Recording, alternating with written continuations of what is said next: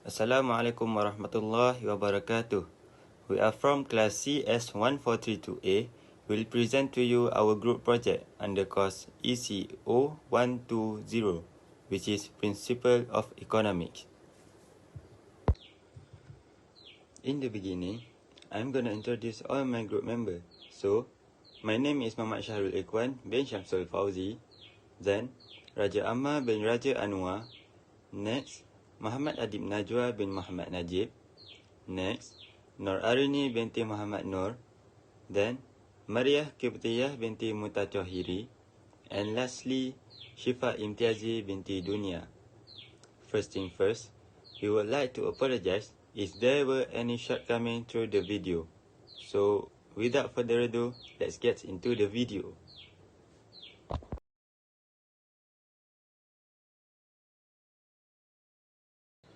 The topic that we want to discuss is macroeconomics problem in China. China, better known of the name People's Republic of China, one of the countries in East Asia.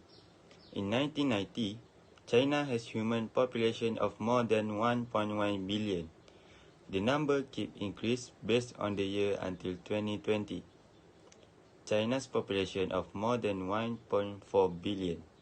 It is same with 1 per 5 human on Earth. This makes that People's Republic of China is the world's most populous country in the world. China is ruled by the Chinese Communist Party under one-party system. The government has jurisdiction over 20 provinces, 5 autonomous regions, 4 direct administrative municipalities like Beijing, Tianjin, Shanghai, and Chongqing, and 2 highly autonomous special administrative regions, that is Hong Kong and Macau. China is the second biggest economy in terms of nominal gross domestic output, the second richest nation, and the greatest economy in terms of gross domestic product at purchasing power parity. The greatest exporter and manufacturer in the world, the nation has one of the fastest expanding major economies, with the largest standing army in terms of military personnel and the second highest defense expenditure in the world.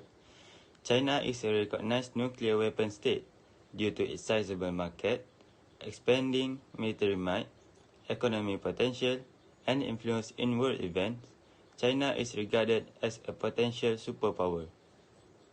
Assalamualaikum warahmatullahi wabarakatuh.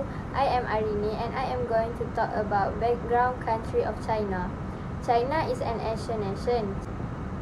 China has the world's largest population. Despite the fact that China is not the largest country, it has the most people. According to Worldometer's elaboration of the most recent United Nations statistic, China's current population is 1.4 billion. As of January 2022, China's population is equal to 18.47% of the world's total. As I previously stated, China was the world's most populated country, officially ranking first in the list of countries and dependencies by the population. China has a population density of 153 people per kilometer square, which is 397 people per mile square.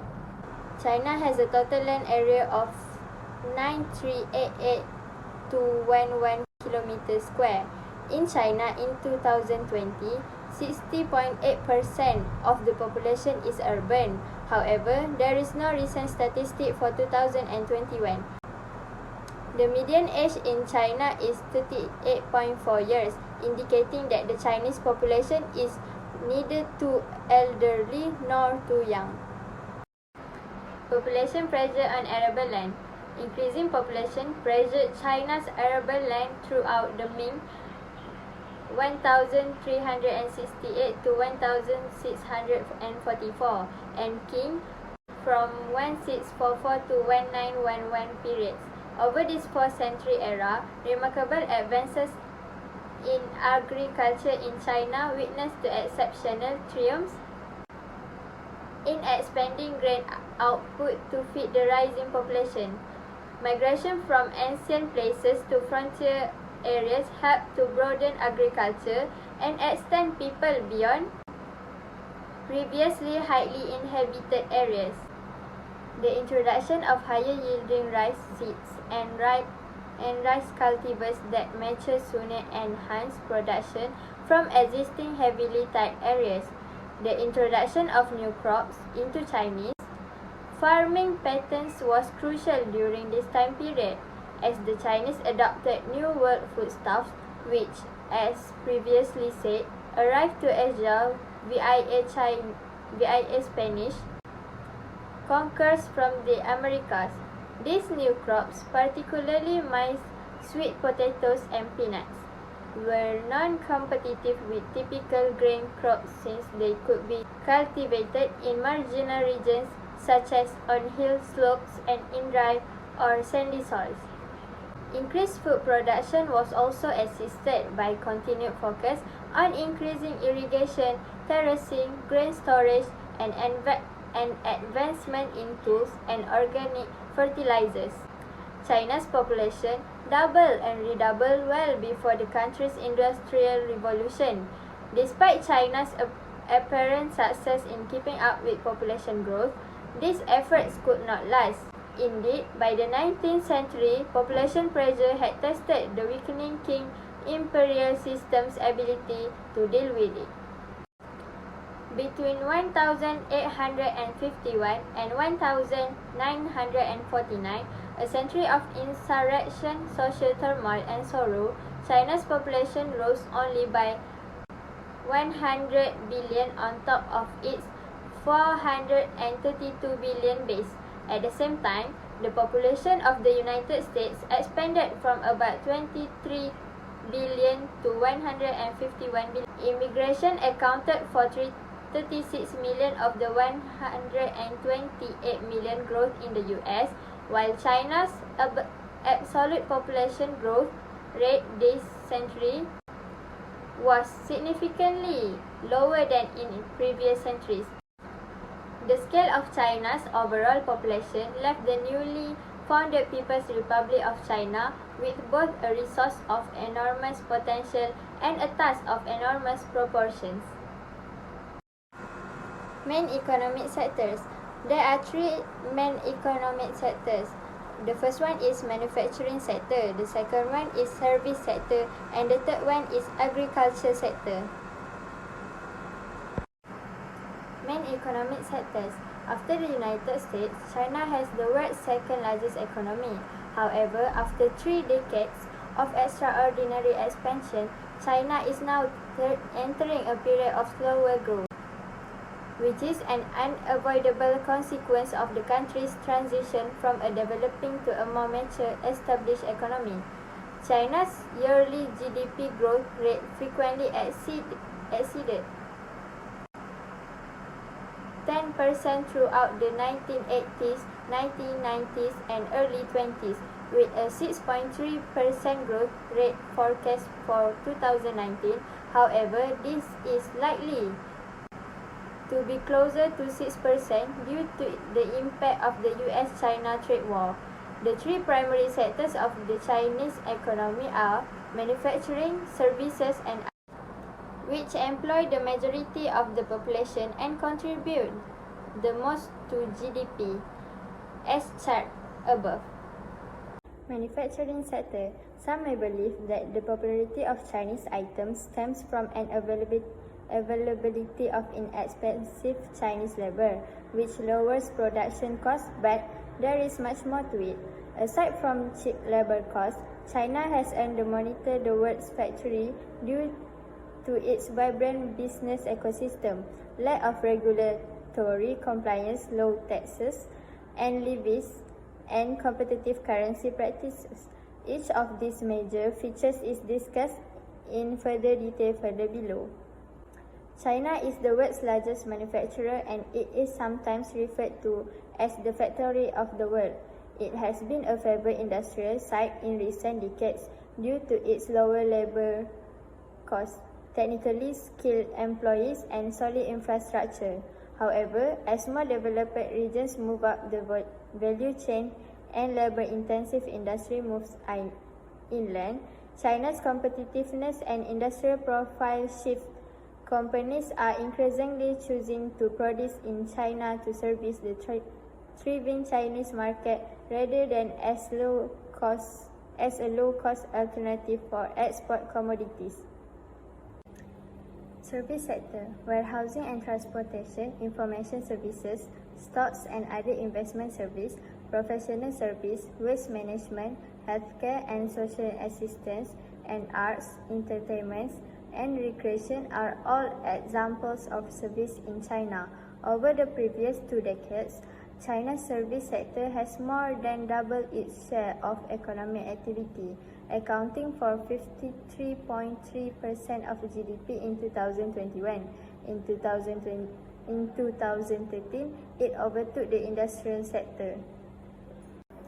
Agriculture sector. Until the late 1980s, China's modern agriculture sector was tightly regulated by local and national government, but reform and opening policies result in a more market-based approach to the Chinese agriculture industry.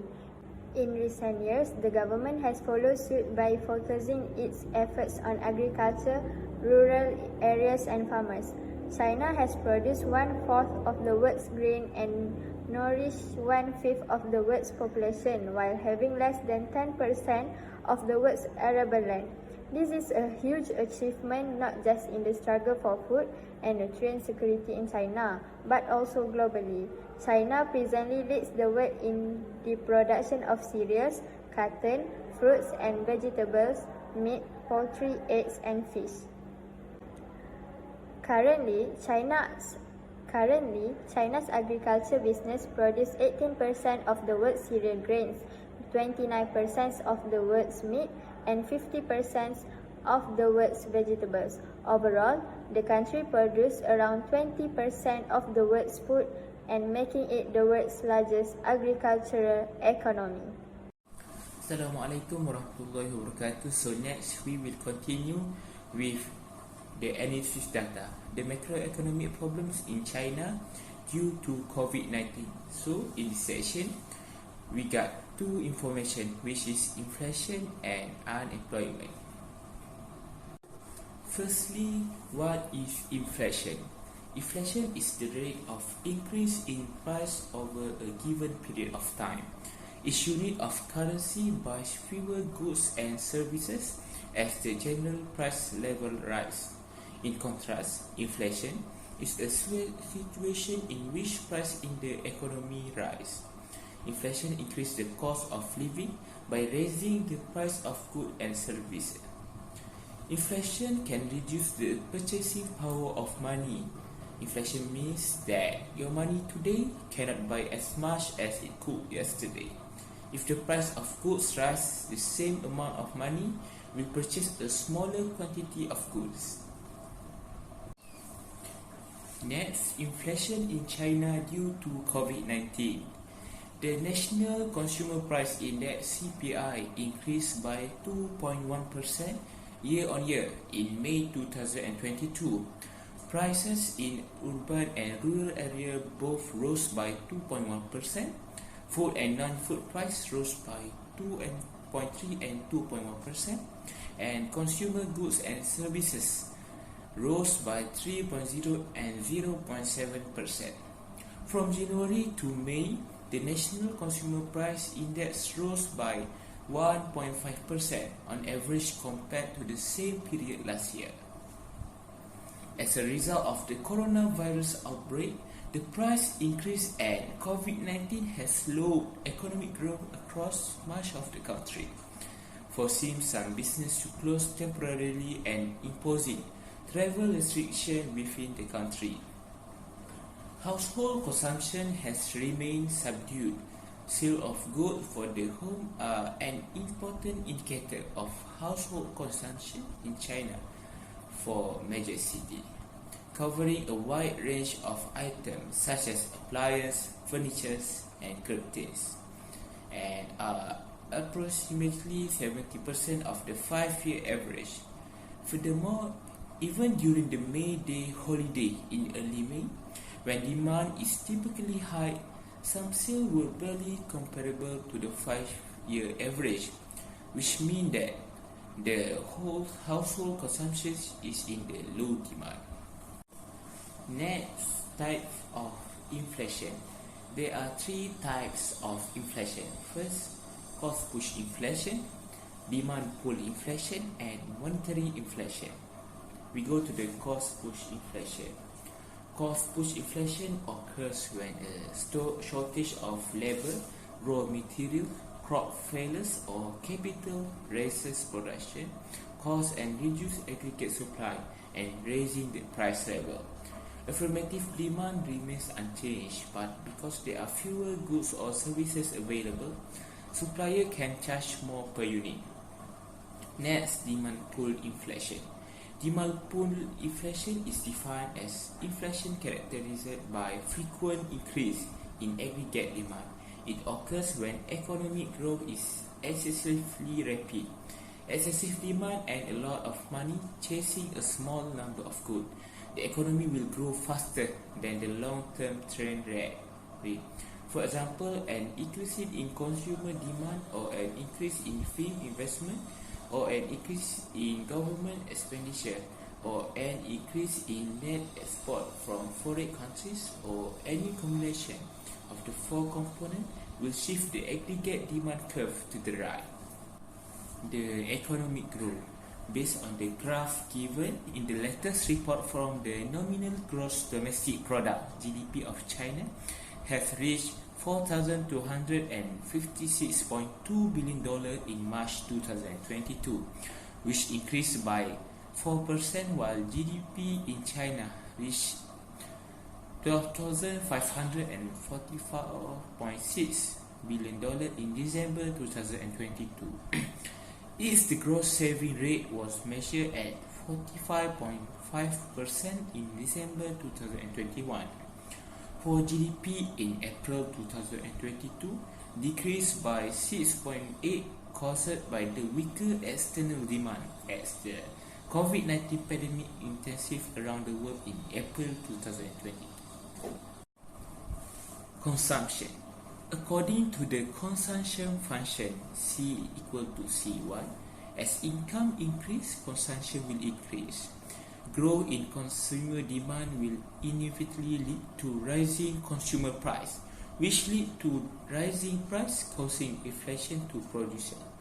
Sales of consumer goods increased across the board at the end of the third quarter, an indication that China is propelling itself to the next stage of economic recovery. And the last one is monetary inflation. Money supply should be divided into two categories. One is the central bank's money supply directly, and the other is the foreign exchange reserve. Since the implementation of China's current foreign exchange system, in addition to the inner part of the industrial and commercial enterprise to hold certain prescribed limits in foreign exchange, broad money supply growth.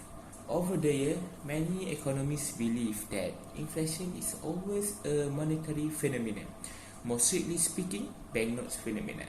Namely, in the case of the notes in circulation, when the circulation of banknote in circulation exceeds the amount of money needed for each value units represent bill would reduce the purchasing power of paper money will fall, show price increase. Therefore, the excess supply of money is a major initiative for Chinese inflation. Foreign exchange reserve. In China, foreign exchange reserves are controlled, or foreign assets controlled by the country's central bank. The reserves are made of a specific currency of gold. They can also be treasury bills, government bonds, corporate bonds, and equities, along with foreign currency loans. So next we go to the effect of inflation to China. The first effect is the distribution of income or wealth. Wage earners and salaried workers, as their real value of income will decrease because their wage or salary are slow to adjust to the rising price of goods and services. Also, property owner, as the price will increase often faster than the average rate inflation on all of the goods. Pensioners are the most badly affected group as it is fixed, and with inflation, their real income will fall. And lastly, the gainer from continuous unanticipated inflation are a businessmen who make profit from rising price. So next, affect the balance of payment. A higher rate of inflation makes exports seem relatively expensive and imports seem relatively cheaper.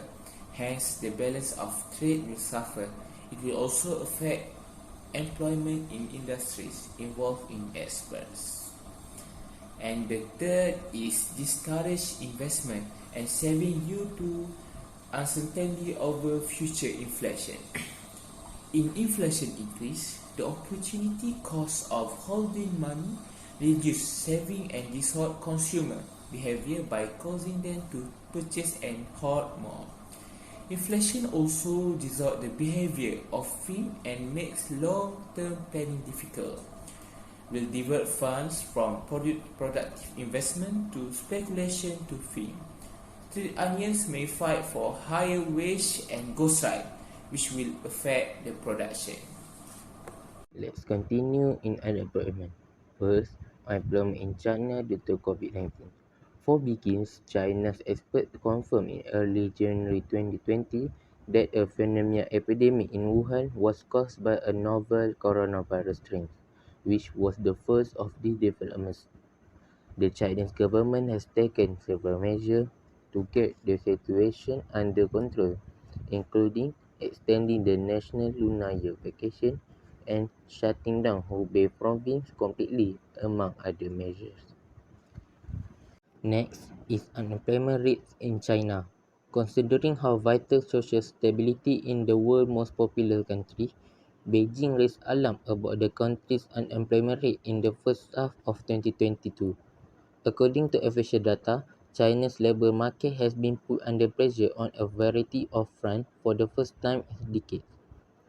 In the first quarter of 2020, the national economy witnessed its first quarter of negative growth in almost 40 years, even though China's rapid economic recovery was weaker than the key growing discovery rate in the third quarter of 2021, primarily due to the government spending and manufacturing industry. It did not significantly improve employment opportunities for the nation educates and young people. There could be between tens of millions and 250 million temporary workers in China in 2022, according to various estimates. As we have seen, the employment rate in China in 2020 is 4.24%, equivalent to 92.66 million people. In 2021, the unemployment rate in China is 3.96%, equivalent to 86.54 million people, and the unemployment rate in 2022 is 3.7%, equivalent to 80.85 million people. Next, type of unemployment in China. There are three types of unemployment in China. First, frictional unemployment. Frictional unemployment is another name for natural unemployment. Those who are recently graduated are referred to as being in frictional unemployment. The lack of teachers and the outdated classroom generate numerous issues for the institution. Additionally, frictional unemployment may develop if graduates may be less effective job seekers since they don't understand how to plan their careers. For jobs and lead them to believe they are better than they are. This form of employment though also take place when you are unable to switch job with a corporation. Next is structural unemployment. Structural unemployment is the most important problem facing urban Chinese. Urban population serves as the basis for the register and survey unemployment rates in China, which put them statistically close to the natural rate of unemployment. Therefore, structural unemployment is more common among young employees give a stable natural unemployment rate that includes structural unemployment.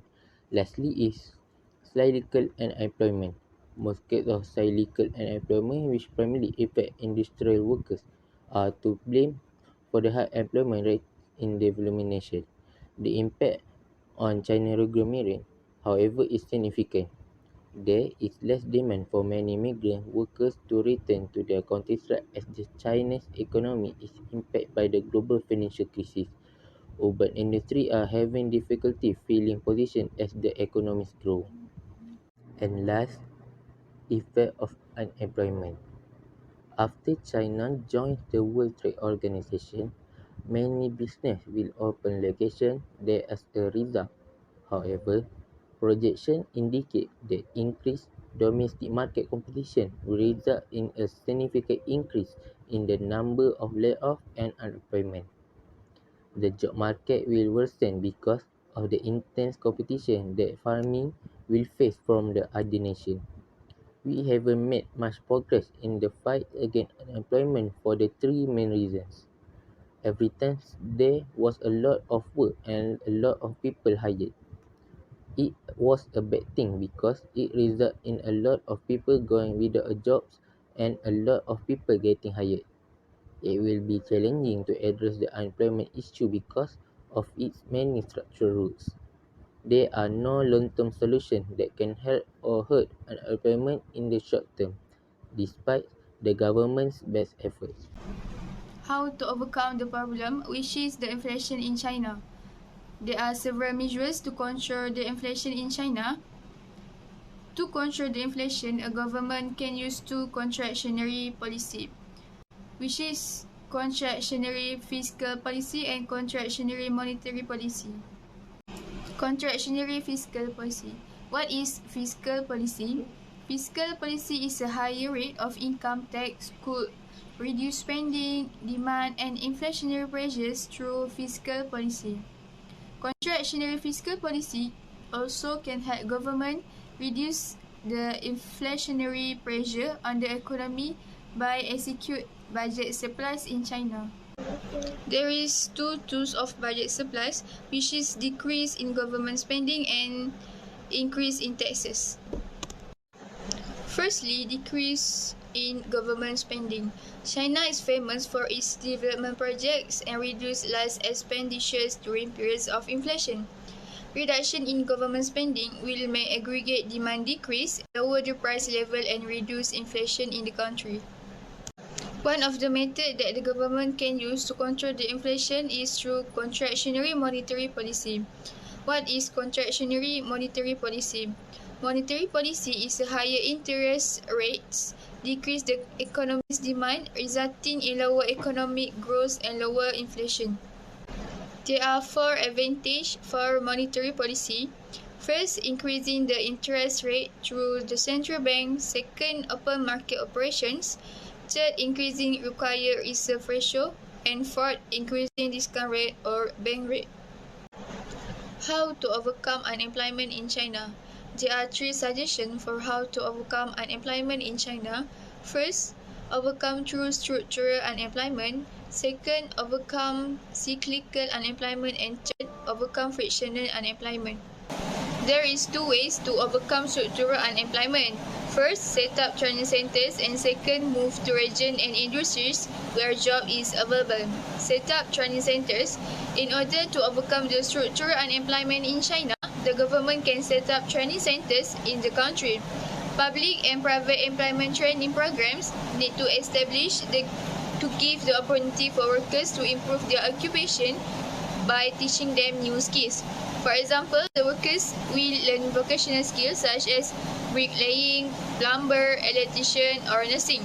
The aim of this training center is to expand the potential career paths for workers or the unemployed could succeed in. Moreover, the companies can earn benefits from the existence such programs because they increase the potential hires for current jobs opening. The second way is move to region and industries where job is available. Government can encourage local workers to move in the specific area which have major industries and have most job opportunities in China. The government responsible to expose more information about a job to the rural workers to improve their skill while doing their job. They will give more benefits to the country in order to increase their economy and reduce the unemployment. The next point is overcome cyclical unemployment. According to the research, when business cycles are at their peak, cyclical unemployment tend to be low. This is because of there is a high demand for labor. First, increase government expenditure, and second, decrease taxes. First, increase government expenditure. The government will advertise the fiscal policy by increasing government expenditure for people in the country. For example, by creating more development projects which allow and encourage local people to work together to achieve sustainable economic growth. Second, decrease taxes. When the government starts to decrease the taxes such as services tax, sales tax, income tax, it will increase the consumption of goods and services in the economy of the country. This helps the unemployment realize self-employment or start up their own business. Through reducing and exempting taxes and administrative charges, small security-backed loans and loans at discount interest should be available when they meet specific qualifications. The last point is overcome frictional unemployment. Based on the frictional unemployment in China caused by temporary employment transition, if frictional unemployment exceeds. From this assignment, we can conclude that COVID-19 has ruined everyone's opportunity to work peacefully because of inflation and unemployment. And one of the way on how to overcome the issues is contractionary fiscal policy and contractionary monetary policy. When we finish our project, we will have gained much knowledge about China. We can discover a lot of information about the people of China, their culture, and more. We also learn about China's unemployment rate, and it is clear that COVID-19 has destroyed everyone's ability to work peacefully. Finally, through this task, we learned how to put what we had learned in the lecture to use. Even though at first we initially don't know how to begin our project, we finally did it after a few sessions of discussions through Google Meet and WhatsApp applications. When we don't know how to solve a problem, we took it up on Google or tried to figure it out using the textbooks. Then we discussed it. We shall work to assist our group members and find solutions to the issues if any of us are unable to understand or do something. Actually, using the internet for everything is not simple. And Alhamdulillah, we were able to handle it, and thanks to the dedication and hard effort of our members. We gain a lot of knowledge from this task, even though it might be fairly frustrating at times. It is still enjoyable. We have fun while working on this task. Being surrounded by supportive group members is also a blessing for us. Without it, we wouldn't be able to finish this task. Also, a big thank you to Madam Nur Sabrina binti Zahari, our lecturer, for everything. That's all from us. Thank you.